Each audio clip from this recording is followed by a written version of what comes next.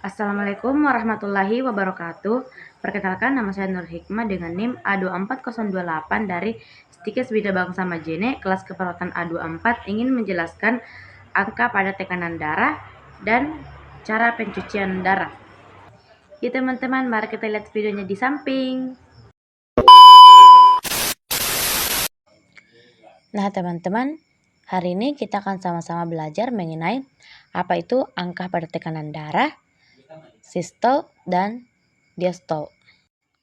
Coba kalian bayangkan, kita punya sebuah pembuluh darah. Nah, pembuluh darah kan isinya darah ya teman-teman ya, dan segala komponennya. Seperti plasma darah, protein-protein darah, dan mungkin sel-sel darah. Bisa dibayangkan ya teman-teman, sebenarnya ketika darah kita sedang mengalir, komponen-komponen ini selain dia itu sedang mendorong ke depan untuk mengalir ke depan, mereka juga sedang memberikan dorongan ke dinding-dinding pembuluh darah kita. Atau kalau dalam bahasa fisikalnya bisa kita bilang zat-zat ini sedang memberikan gaya kepada permukaan dinding pembuluh darah kita. Dan tentu setiap kali kita punya gaya yang diberikan ke sebuah luas permukaan, mau itu dinding pembuluh darah atau apapun itu, ini adalah rumus dari tekanan. Oleh karena itu, itulah tekanan teman-teman sekalian. Gaya yang diberikan komponen darah ke permukaan dinding pembuluh darah kita, pasti teman-teman tahu kalau kita ukur tekanan darah. Biasanya daerah yang diukur itu sekitar lengan atas kita. Nah, ini kalau kita telah lebih dalam ya, coba bayangkan ini adalah jantung kita. Dari jantung akan keluar aorta. Dan tentu dari aorta ada percobaan yang menuju ke lengan kita. Sebenarnya daerah yang diukur ketika sedang mengukur tensi yaitu adalah daerah arteri branchialis teman-teman. Jadi tekanan arteri branchialis, kenapa ini yang diukur? Karena kalau tekanan pada arteri branchialis itu tinggi, kemungkinan besar tekanan darah pada daerah lain juga tinggi teman-teman ya. Itu adalah alasannya. Nah, misal saja dapat tensi yang ukurannya 118/75. Ini maksudnya apa sih? Untuk menjelaskan ini akan saya gambar bagangnya. Sumbu X-nya adalah waktu dan sumbu Y-nya adalah besar tekanan darah kita. Coba bayangkan, pada detik 0, jantung kita belum mulai berkontraksi ya, dan besar tekanan darahnya itu 75 km/Hg.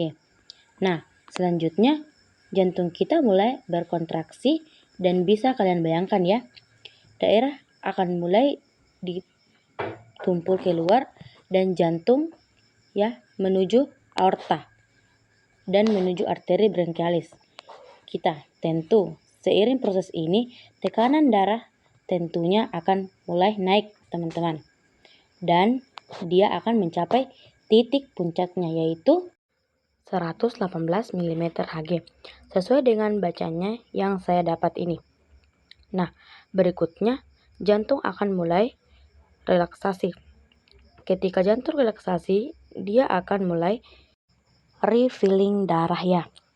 Dia akan mulai terisi oleh darah, dan ketika proses relaksasi ini, tekanan darah kita pun mulai pelan-pelan turun dari 118 mm/Hg menuju ke angka awalnya tadi, yaitu 75 mm/Hg.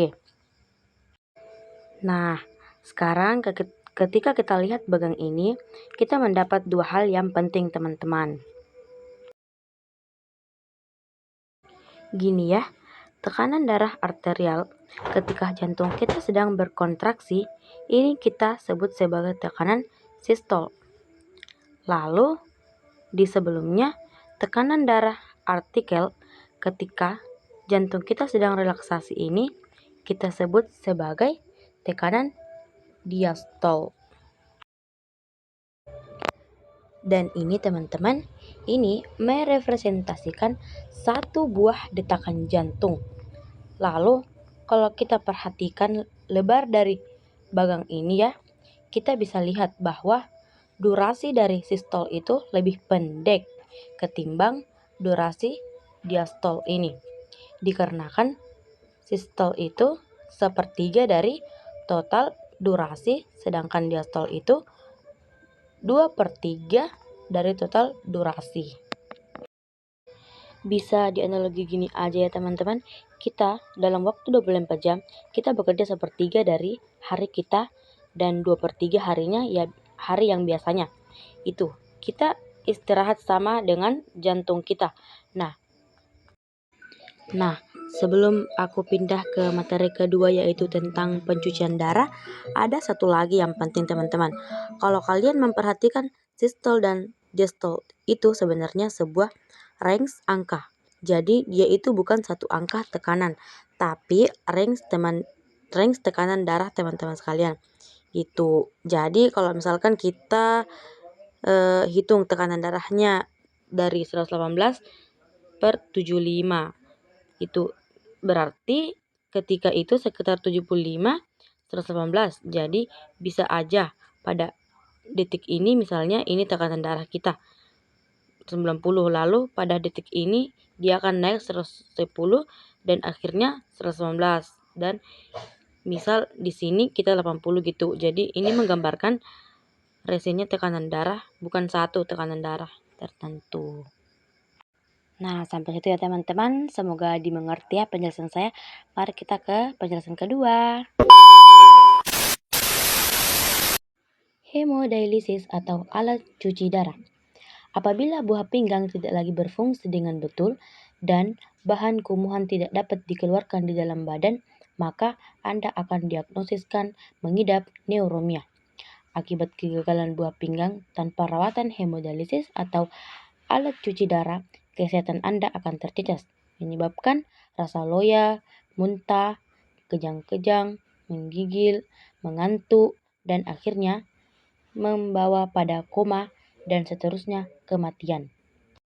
Hemodialisis membersihkan dan menapis darah Anda menggunakan mesin untuk sementara waktu, bagi menyingkirkan darah Anda dari sisa berbahaya, garam tambahan, dan air tambahan. Hemodialisis juga membantu mengawal tekanan darah dan membantu tubuh Anda menjaga keseimbangan yang tepat untuk bahan-bahan kimia penting seperti potassium, sodium, kalsium, dan bikabonan. Hemodialisis menggunakan penapis khas yang disebut dialyser yang berfungsi sebagai buah pinggang buatan untuk membersihkan darah Anda selama rawatan darah Anda ke jalan melalui tiup ke dialyser yang menapisi C dan air tambahan.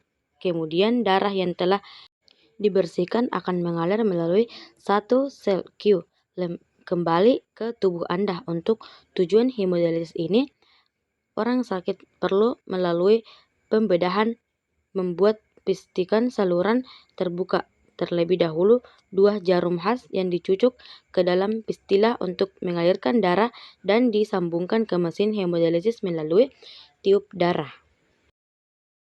1 jarum untuk mengalirkan darah yang mengandungi bahan kumuh dari badan darah ini dibersihkan dituras menggunakan buah pinggang.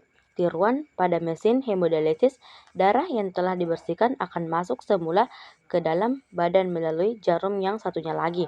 Hemodialisis biasanya diperlukan 3 kali seminggu. Setiap perawatan mengambil masa 3 hingga 5 jam atau lebih. Sepanjang rawatan, orang sakit boleh membaca, menulis, tidur, berbicara, atau menonton TV. Nah, itulah tadi video singkat dari saya tentang angka pada tekanan darah dan bagaimana proses pencucian darah. Terima kasih.